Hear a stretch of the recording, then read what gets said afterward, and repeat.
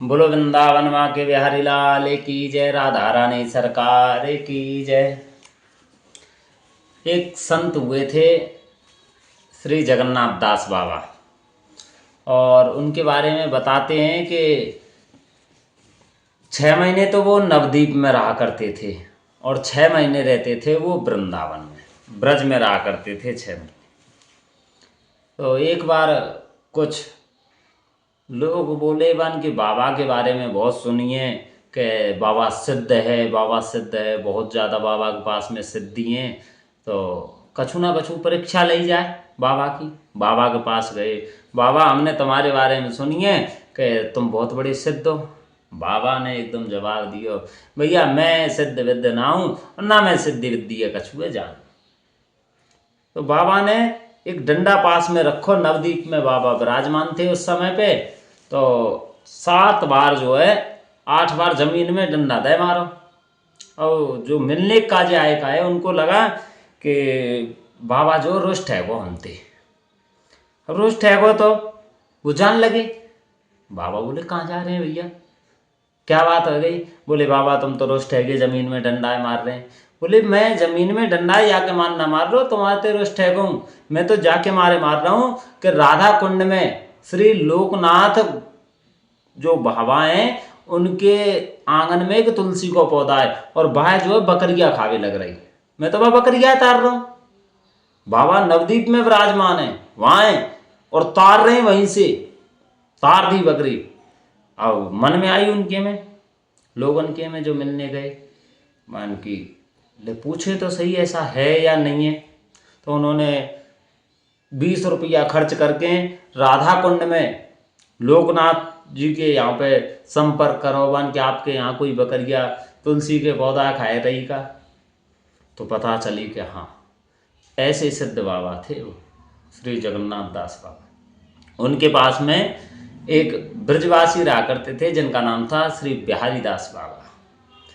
जो एक बार नवद्वीप में जो है जल की बहुत ज़्यादा वृष्टि हुई, चारों तरफ बाढ़ बाढ़ बाढ़ ही बाढ़ आ गई, पूरा नवद्वीप बह गया था। लेकिन जगन्नाथ दास बाबा जो हैं वो वहीं रहे। सब लोग अपने अपने स्थानन ने छोड़ के चले गए लेकिन बाबा ना गए। बाबा के काजे प्रसाद खिचड़ी प्रसाद पहुंच जाए करे बाबा भैया पा ले। लेकिन जो खिचड़ी प्रसाद बाबा पहुंचाए करे वो भी इतनी ज़्यादा जल हो गया कि वहाँ पहुंचा ना पावे। और बाबा के साथ में 24 घंटे जो है निरंतर रहा करते थे बिहारी दास बाबा। बिहारी दास बाबा भी इधर ज्वर आ गया, बुखार रह गई। तो कलकत्ता से एक डॉक्टर बुलाए, बन के ऐसे ऐसे ये बीमार हैं। तो बिहारी दास बाबा के बारे में बता दे डॉक्टर ने कि बाबा ये तो कछु दिन के हैं, आज रात 2 रात। बाबा को बोले ठीक है भाई। बोले आज तक तुमने इलाज करो या बिहारी दास को, आज मैं इलाज करूँगा जाको और मैं देखूँ। बाबा लेके भजन की मालाए और बैठ गए बिहारी दास बाबा के सिरहाने पे। बोले मैं देखूँ आज जा लेके कौन जाएगा, मैं हूँ तो देखूँ जा आवे को कौन। मैंने हूँ तो भजन करो है, कामने भजन वैसे ही करो है। बैठ गए, आधा घंटा माला जाप किया होगा मुश्किल से बाबा ने। इतने में तो बिहारी दास बाबा खड़े हो गए, पूछने लगे बाबा बहुत जोर से भूख लगी है। सिद्ध बाबा जगन्नाथ दास जी ने कहा ठीक है। सूजी के और चीनी के मोहन भोग बनाए और वह खिलाई।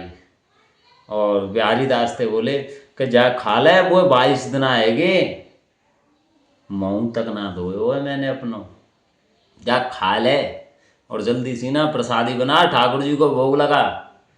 बिहारी दास बाबा ठीक है जी।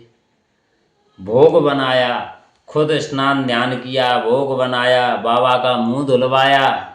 ऐसे थे सिद्ध श्री जगन्नाथ दास बाबा।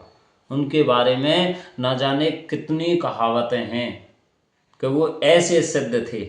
एक बार वो वृंदावन में विराजमान थे। वृंदावन में विराजमान थे तो कोई हरिजन जो है रोटी मांग के लायो।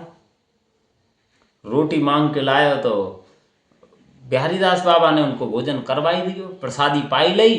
तो हरिजन तेट मांग ली, माने भैया एक रोटी दे दे, हमें भूख लग रही है। हरिजन बोलो बाबा तू जाने वो कि मैं यहाँ पे झाड़ू सेवा करवे आ रहा हूँ, मान कि तो देनी है या ना देनी जी बता। मान बाबा मैं तो दे दूंगा, एक रोटी खा ली। वो देख लिए बाबा कि हरिजन के आते रोटी खाई। पूरे ब्रज मंडल में चारों तरफ जो है बात फैल गई, अरे इतने बड़े बाबा सिद्धपीठ हैं और ब्रज मंडल की मुकुटमणि है बाबा। और बाबा ने एक हरिजन के हाथ से रोटी लेके और हरिजन की मांगी मंगाई रोटी खा ले। अब तो चारों तरफ से एका मंडली इकट्ठी भई, बड़े बड़े संत महात्मा वन बाबा के पास चले। बाबा के पास गए, बाबा ने बाहर बैठा दिए वे सब रे जने, मान के बाहर बैठो, अब बताओ जी क्या बात है। मन बाबा तुमने जी ऐसे कैसे करो, बोले नहीं कोई। अब तो बाबा बोले देखो भैया, या ब्रज को हम सब पढ़े तो ब्रज की रज के काजे पढ़े, के ब्रज की रज कहते हैं ना, राधे तेरे चरणों की गर धूल जो मिल जाए। तो हम या राधा रानी के चरणन में अगर पढ़ें तो एक ब्रज की रज के लिए पढ़ें। और जिसके हाथे मैंने रोटी खाई है भैया, वो तो 24 घंटा भाई की रज की सेवा में लगो रे। हम वह रजे पाने काजे चेष्टा में, और वो वह ब्रज की रज में ही झाड़ू लगावे। कोई कछु ना है बोलो, चले आए किसी के पास कोई जवाब नहीं। ऐसे थे जगन्नाथ दास बाबा, बहुत सिद्ध पीठ थे। एक बार की घटना और है उनकी कि जब ज़्यादा शरीर स्थिर हो गया, ज़्यादा स्थिर हो गया, चलना फिरना उठना बैठना बस की नहीं रहा उनका, तो उन्होंने बिहारीदास बाबा उनकी सेवा किया करते थे, क्योंकि संतों के अंग सेवी होते हैं सब। बिहारीदास बाबा उनके अंग सेवी थे। एक बार आश्रम के बाहर थे, कुटिया के बाहर थे, कछु भजन कीर्तन करने वाले इनकी मंडली निकल के जा रही, मंडली निकल के जा रही। तो बाबा के मन में आई, बिहारीदास बाबा तो गई कने बाहर बैठा दे, मुझे देख लूँगा या मंडली है, कीर्तन है तो जा रहा है।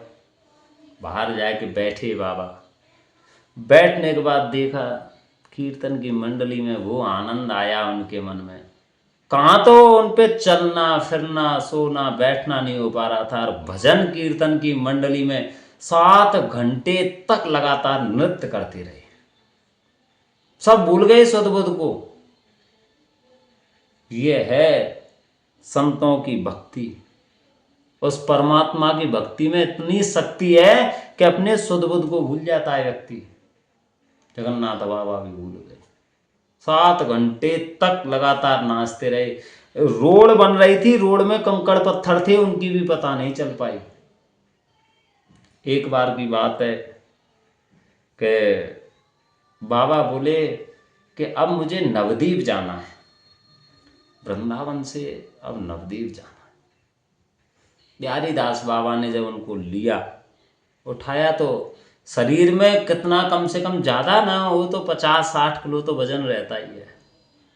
लेकिन उनको अपने जब छप्पाए पे, उनको कंधों पे जब बिठाया तो ऐसे लगा था जैसे कोई स्वापी डाल ली हो कंधे पे, इतना वजन था बस। 9 दिन में नवद्वीप पहुंच गए थे, 9 दिन में नवद्वीप पहुंच गए थे मात्र। और भी बहुत सी जगन्नाथ दास बाबा के बारे में बताई जाती है कि एक बार अपने किसी पूर्णिया में माँ के यहाँ पे, गोस्वामी के यहाँ पे कोई जानने वाले थे, उनके यहाँ भोजन करने काजे यात्रा में रुक गए तो भोजन किया करते, वहाँ प्रसादी पाए करे बाबा।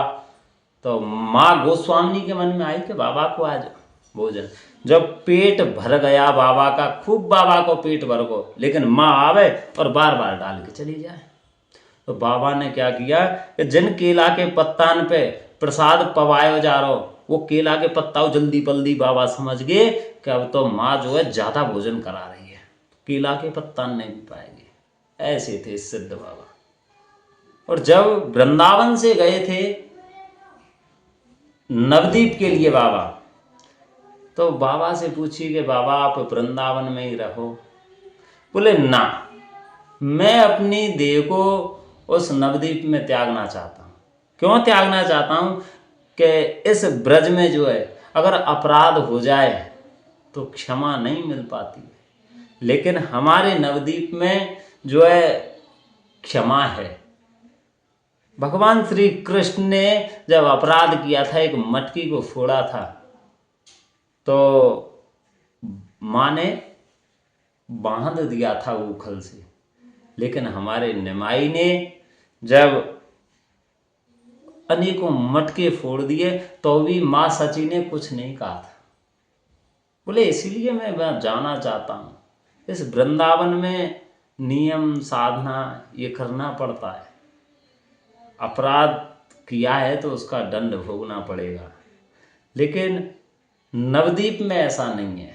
नवद्वीप में तो सब माफ है। बाबा अंत में वहीं जाकर के रहने लगे। प्यारीदास बाबा ने उनकी बहुत सेवा की थी। ऐसे थे हमारे जगन्नाथ दास बाबा। और भी न जाने कितनी उनके बारे में सिद्ध पीठ की घटनाएं हैं। बाबा ऐसे संतों के दर्शन अगर हमारे जीवन में भी आ जाएं तो समझ लो कि हमारा जीवन सार्थक हो गया। संतों के ही दर्शन से हमारे जीवन बदल सकता है। कहते हैं ना कि संत जिस पर कृपा कर देते उसका जीवन उद्धार हो जाना। अब मोई भा भरोस हनुमंता, बिन हरि कृपा मिले नहीं संता। संत भी ठाकुर जी की कृपा से मिलते हैं।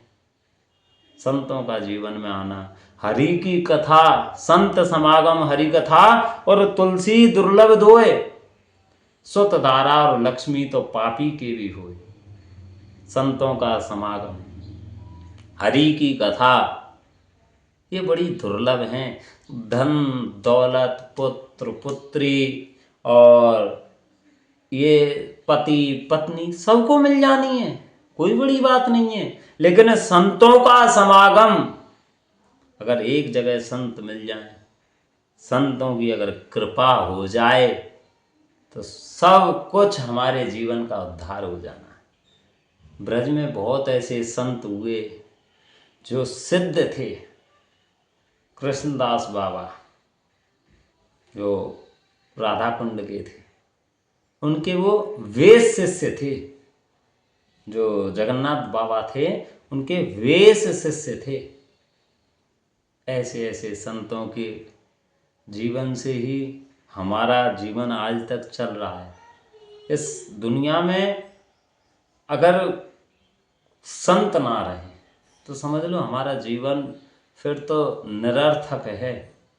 ठाकुर भी जब कृपा करता है जब पहले संत कर देता, पहले संतों का जीवन हमारे आ जाएंगे हमारे जीवन में संत, तो हम कुछ कर सकते हैं। बिना संत के तो समझ लो ये जीवन निरर्थक है। संत का मतलब है शांति।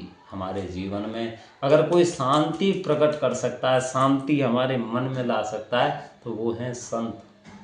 सनातन, सनातन का अर्थ ही है, संतों के तन को ही सनातन कहते हैं।